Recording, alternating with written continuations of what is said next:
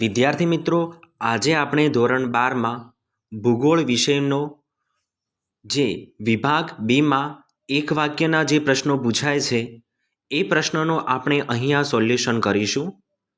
તો વિભાગ બી, નીચે આપેલા પ્રશ્નોના એક વાક્યમાં ઉત્તર લખો. પ્રત્યેકનો એક ગુણ રહેશે. પ્રશ્ન 1, માનવ ભૂગોળ કયા પ્રકારનું વિજ્ઞાન છે? તો જવાબ આવશે ગ્રહાત્મક વિજ્ઞાન. પ્રશ્ન 2, નિયતિવાદના પ્રખર સમર્થક કોણ હતા? તો જવાબ આવશે કુ એલન સેમ્પલ. પ્રશ્ન 3, સંભવવાદ શબ્દનો સૌ પ્રથમ ઉપયોગ કરનાર કોણ હતા? તો જવાબ છે લ્યુસિયન કાવર. પ્રશ્ન 4, કુમારી એલન સી સેમ્પલે આપેલી માનવ ભૂગોળની વ્યાખ્યા આપો. તો માનવ ભૂગોળ અસ્થિર પૃથ્વી અને ક્રિયાશીલ માનવી વચ્ચેના પરિવર્તનશીલ સંબંધોનું અધ્યયન છે. પ્રશ્ન 5, માનવ ભૂગોળ કઈ વિગતોનો અભ્યાસ કરે છે? તો જવાબ આવશે સામાન્ય ભૂગોળ સમગ્ર પૃથ્વીને એક એકમ તરીકે સ્વીકારીને તેની લાક્ષણિક અભ્યાસ કરે છે. પ્રશ્ન 6, બર્નાર્ડ વેરિયન્સે કયું પુસ્તક લખ્યું?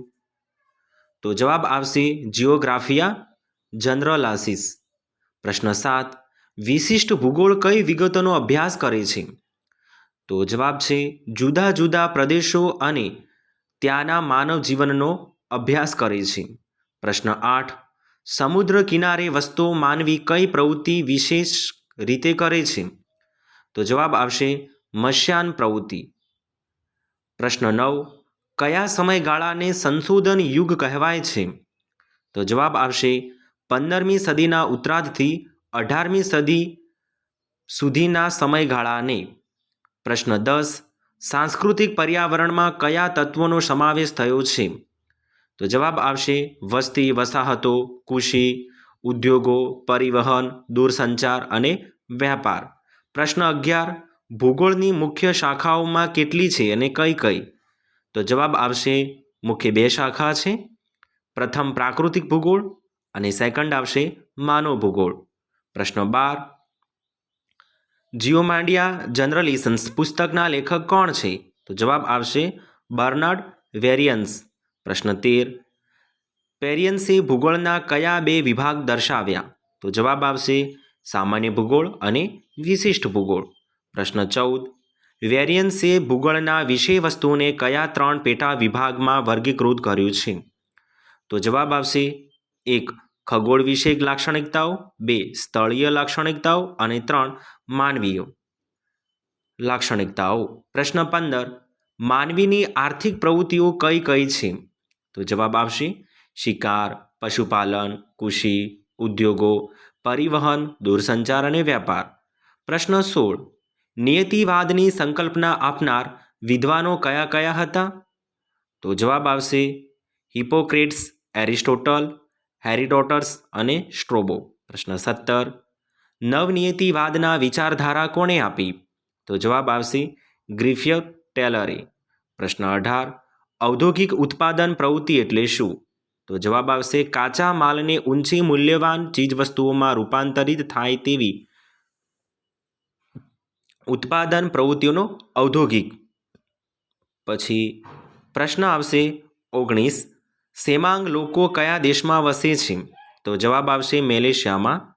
પ્રશ્ન 20, તૃતીય પ્રવૃત્તિના ઉદાહરણો આપો. તો જવાબ આવશે વ્યાપાર, પરિવહન, સ્વાસ્થ્ય, દૂરસંચાર, શિક્ષણ અને મનોરંજન. પ્રશ્ન 21, ઔદ્યોગિક ક્રાંતિની શરૂઆત કયા ખંડમાં થઈ? તો યુરોપ ખંડમાં. પ્રશ્ન 22, ઊંચા પર્વતીય પ્રદેશોમાં કયા પ્રાણીઓ ઉપયોગી છે? તો જવાબ આવશે લામા અને યાક. પ્રશ્ન નંબર 23, માહિતીની ક્રાંતિની શરૂઆત કઈ સદીમાં થઈ? તો જવાબ આવશે 20મી સદીમાં. પ્રશ્ન 24, વ્યાપારિક પશુપાલન દ્વારા કઈ પેદાશો મેળવવામાં આવે છે? તો જવાબ આવશે દૂધ, માંસ, ચામડું, ઊન અને ઈંડા. પ્રશ્ન 25, દ્વિતીયક પ્રવૃત્તિ એટલે શું? ઉદાહરણ આપો. તો જવાબ આવશે માનવી દ્વારા કાચા માલમાંથી રૂપાંતરિત ચીજવસ્તુઓ બનાવતી દ્વિતીય પ્રવૃત્તિ છે. રૂમાંથી સુતરાઉ કાપડ બનાવવું તે દ્વિતીય પ્રવૃત્તિનું ઉદાહરણ છે. પ્રશ્ન 26, પ્રાથમિક પ્રવૃત્તિ એટલે શું? તો જવાબ આવશે શિકાર, જંગલની પેદાશો એકઠી કરવી, ખેતીની પ્રવૃત્તિઓ. પ્રશ્ન 27, રેન્ડિયર કયા પ્રદેશનું ઉપયોગી પ્રાણી છે? તો જવાબ આવશે ટ્રન્ડ પ્રદેશ એટલે ઠંડુ પ્રદેશ. પ્રશ્ન 28, પિગ્મી લોકો કયા ખંડમાં વસે છે? તો આફ્રિકા ખંડમાં. પ્રશ્ન 29, અસ્થાયી પશુપાલકો કયા પ્રાણીઓનું પાલન કરે છે? તો ઘેટા, બકરા, ઊંટ, ગાય, બળદ, ઘોડા અને ખચ્ચર.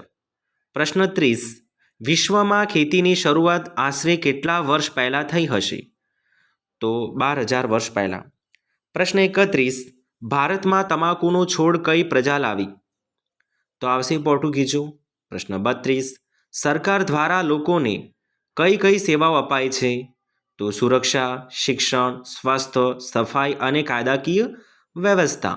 પ્રશ્ન 33, ઇન્ટરનેટના આંતરરાષ્ટ્રીય વ્યવહારનો ઉદ્ગમ કેન્દ્ર કયો દેશ છે? તો જવાબ આવશે USA. પ્રશ્ન 34, મનોરંજન સેવાઓ કઈ કઈ છે? તો દૂરદર્શન, રેડિયો, ફિલ્મ અને સાહિત્ય. પ્રશ્ન 35, ચતુર્થક પ્રવૃત્તિના હેતુઓ જણાવો. તો ચિંતન, સંશોધન અને વિકાસ માટે નવા વિચારો. પ્રશ્ન 36, ભારતના કયા શહેરોમાં આઈટી ક્ષેત્રના સંકુલો કાર્યરત છે? તો જવાબ આવશે બેંગ્લોર, ગાંધીનગર, હૈદરાબાદ અને પૂર્ણ. પ્રશ્ન 37, સેવાઓના મુખ્ય વિભાગો કયા કયા છે? તો જવાબ આવશે સ્વાસ્થ્ય અને કલ્યાણ, શિક્ષણ, મનોરંજન, પરિવહન, સમાજ કલ્યાણ, દૂરસંચાર, વેપાર અને બચત. પ્રશ્ન 38, વર્તમાન મનોરંજનમાં માધ્યમો કયા છે? તો જવાબ આવશે પ્રવાસ, પર્યટન, દૂરદર્શન અને ઇન્ટરનેટ. પ્રશ્ન 39, સમૂહ માધ્યમો કયા કયા છે? તો જવાબ આવશે રેડિયો, વર્તમાનપત્રો, દૂરદર્શન અને ફિલ્મો. આ દરેક સમૂહ માધ્યમો છે. હવે આપણે પ્રશ્ન નંબર 40માં જઈશું.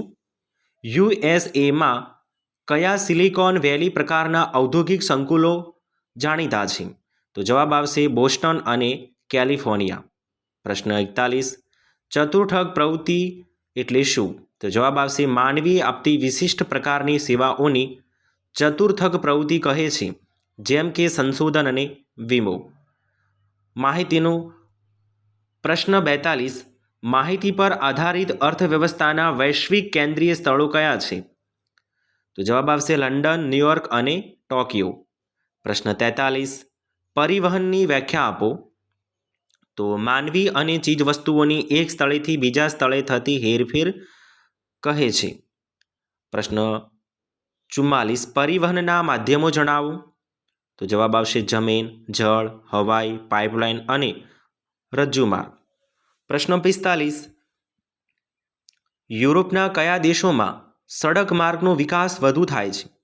તો જવાબ આવશે ઇંગ્લેન્ડ, ફ્રાન્સ અને જર્મની. પ્રશ્ન 46, જમીન માર્ગના પેટા વિભાગો જણાવો. 2 છે, સડક માર્ગ અને રેલ માર્ગ. પ્રશ્ન 47, ગુજરાતમાંથી કયા નંબરનો રાષ્ટ્રીય પસાર થાય છે? તો જવાબ આવશે ધોરીમાર્ગ નંબર 8. પ્રશ્ન 48, પરિવહનનો કયો માર્ગ સૌથી મોટો છે? તો હવાઈ માર્ગ. પ્રશ્ન 49, રાષ્ટ્રીય જળમાર્ગ કયો છે? તેની લંબાઈ કેટલી છે? તો ગંગા નદીના હલ્દિયાથી અલ્હાબાદ સુધીનો જળમાર્ગ રાષ્ટ્રીય જળમાર્ગ 1 છે. તેની લંબાઈ 1620 કિમી છે. પ્રશ્ન 50, સુએજ નહેર કયા 2 બંદરોને જોડે છે? તો પોર્ટ સૈયદ અને સુએજ. પ્રશ્ન 51, પાનમા નહેરની વિશિષ્ટ પ્રણાલી કઈ છે? તો જવાબ આવશે જળપ્લાશ પ્રણાલી. પ્રશ્ન 52, સુવર્ણ ચતુર્ભુજ યોજના શું છે? તો જવાબ આવશે ભારતના 4 મહાનગરો દિલ્હી, મુંબઈ, કોલકાતા અને ચેન્નઈને જોડવા માટે જે ધોરીમાર્ગ બનાવવામાં આવી રહ્યો છે તેને સુવર્ણ ચતુર્ભુજ યોજના કહે છે. પ્રશ્ન 53, રાષ્ટ્રીય ધોરીમાર્ગ નંબર 1માં કયા શહેરને જોડે છે? તો દિલ્હી અને અમૃતસર સાથે. પ્રશ્ન 54, ભારતનો સૌથી લાંબો રાષ્ટ્રીય ધોરીમાર્ગ કયો છે? તે કયા 2 શહેરને જોડે છે? તો રાષ્ટ્રીય ધોરીમાર્ગ નંબર 7માં ભારતનો સૌથી લાંબો રાષ્ટ્રીય ધોરીમાર્ગ છે. તે વારાણસી અને કન્યાકુમારીને જોડે છે. પ્રશ્ન 55, વિશ્વની સૌથી જૂની ફિલ્મ ઇન્ડસ્ટ્રીઝ કઈ છે? હોલિવૂડ. પ્રશ્ન 56, સૌપ્રથમ ચલચિત્ર ક્યાં અને ક્યારે રજૂ થયું હતું? તો જવાબ આવશે 1884માં યુએસએમાં લોસ એલિજિયસમાં હોલિવૂડ ખાતે. પ્રશ્ન 57, ભારતમાં સૌપ્રથમ કઈ ફિલ્મ રજૂ થઈ હતી ને ક્યારે? તો જવાબ આવશે 1913માં રાજા હરિચંદ્ર. પ્રશ્ન 58, વિશ્વનું પ્રથમ મુદ્રિત વર્તમાનપત્ર કયું હતું? તો જવાબ આવશે મોર્નિંગ પોસ્ટિંગ 1772. પ્રશ્ન નંબર 59, ભારતમાં પ્રથમ સમાચાર પત્ર કોણ અને ક્યારે પ્રકાશિત કર્યું? તો 1780માં અંગ્રેજ જેમ્સ ઓગસ્ટ હિકીજાએ બંગાળ ગેઝેટે પ્રકાશિત કર્યું હતું. પ્રશ્ન નંબર 60, ગુજરાતની ભાષાનું પ્રથમ સાપ્તાહિક સમાચાર પત્ર કયું હતું? તો મુંબઈ સમાચાર પત્ર. પ્રશ્ન 61, વ્યક્તિગત સંચાર તંત્રના સાધનો જણાવો. ટેલિફોન, સેલફોન, ઇન્ટરનેટ, ઈમેલ, ટપાલ સેવા વગેરે આ બધી વ્યક્તિગત સંચાર તંત્ર હતું. પ્રશ્ન 62, વિશ્વને આવરી લેતા ઇન્ટરનેટને કયા નામથી ઓળખાવવામાં આવે છે? તો વર્લ્ડ વાઇડ વેબ એટલે કે WWW. પ્રશ્ન 63, ભારતમાં ટેલિવિઝનનું પ્રથમ પ્રસારણ કયા અને ક્યારે થયું? તો 15 સપ્ટેમ્બર 1959માં દિલ્હી ખાતે. પ્રશ્ન 64, દૂરસંચારના મુખ્ય સાધનો કયા કયા છે? Radio, television, telephone, cellphone, internet, email, silicon, internet વગેરે આ દૂરસંચારના માધ્યમો છે. પ્રશ્ન 65, સૌથી મોટી ઇલેક્ટ્રોનિક પ્રણાલી કઈ છે? તો ઇન્ટરનેટ. પ્રશ્ન 66, સમાચાર પત્ર સંવાદ કૌમુદી પ્રકાશક કોણ હતા? તો રાજા રામ મોહન રાય. પ્રશ્ન 67, ઓલ ઇન્ડિયા રેડિયોનું નામ બદલીને શું રાખવામાં આવ્યું? તો આકાશવાણી. પ્રશ્ન 68, ભારતનું દૂરદર્શન પ્રથમ પ્રસારણ ક્યારે અને કયા શહેરમાં થયું હતું? તો 1936માં મુંબઈ ખાતે થયું હતું. 1969માં જોઈએ તો સમૂહ સંચાર તંત્રના સાધનો કયા છે? સમાચાર પત્રો, સામાયિકો, આકાશવાણી, દૂરદર્શન, ફિલ્મો આ બધા સમૂહ સંચાર તંત્રના સાધનો હતા. પ્રશ્ન 70, ભારતમાં આધુનિક પ્રકાશ ટેલિફોન સેવાઓના વિકાસમાં કોનો ફાળો છે? તો સામા પિત્રોડાનો. પ્રશ્ન 71, ભારતમાં રેડિયોનું પ્રથમ પ્રસારણ ક્યારે થયું? 1923. ભારતમાં પ્રથમ બોલાતી શ્વેત શામ હિન્દી ફિલ્મ કઈ હતી? તો જવાબ આવશે આલામ આરા. પ્રશ્ન 73, હિન્દી ફિલ્મનો કયા નામથી ઓળખાય છે? બોલિવૂડ. 74માં જોઈએ તો સંચાર તંત્ર એટલે શું? એક સ્થળેથી બીજા સ્થળે માહિતી અથવા સંદેશો મોકલવા કે પ્રાપ્ત કરવાની વિસ્તૃત વ્યવસ્થાને સંચાર તંત્ર કહે છે. પ્રશ્ન 75, સમૂહ સંચાર તંત્રના માધ્યમો જણાવો. તો સમાચાર પત્રો, સામાયિકો, આકાશવાણી, દૂરદર્શન, ફિલ્મો આ દરેક માધ્યમો સમૂહ સંચાર તંત્રના માધ્યમો છે. પ્રશ્ન 76, વ્યક્તિગત સંચાર તંત્રના કયા માધ્યમોનો સમાવેશ થાય છે? ટેલિફોન, ઈમેલ, ટપાલ સેવા વગેરે. પ્રશ્ન 77, મુદ્રિત માધ્યમો કોનો સમાવેશ થાય છે? સમાચાર પત્રો અને સામાયિકો. પ્રશ્ન 78, વિશ્વમાં સૌથી મોટી ઇલેક્ટ્રોનિક પ્રણાલી કઈ છે? તો ઇન્ટરનેટ. પ્રશ્ન 79, કાગળ વગરની ટપાલ સેવા એટલે તો ઈમેલ. પ્રશ્ન 80, હિન્દી ભાષામાં પ્રકાશિત થયેલું પ્રથમ સમાચાર પત્ર કયું હતું? તો ઉર્દંત માર્તન. પ્રશ્ન 81, સૌથી મોટી ઇલેક્ટ્રોનિક પ્રણાલી કઈ છે? તો ઇન્ટરનેટ. વિદ્યાર્થી મિત્રો, આપણે વિભાગ 2માં જે એક વાક્યના જે પ્રશ્નો પૂછાય છે એમાં સંપૂર્ણપણે આપણે આ સોલ્યુશન કર્યા છે. બોર્ડની પરીક્ષામાં અવશ્ય તમને મદદ થશે તો દરેક વિદ્યાર્થીને આ વિડીયો સંપૂર્ણપણે જોઈ લેવો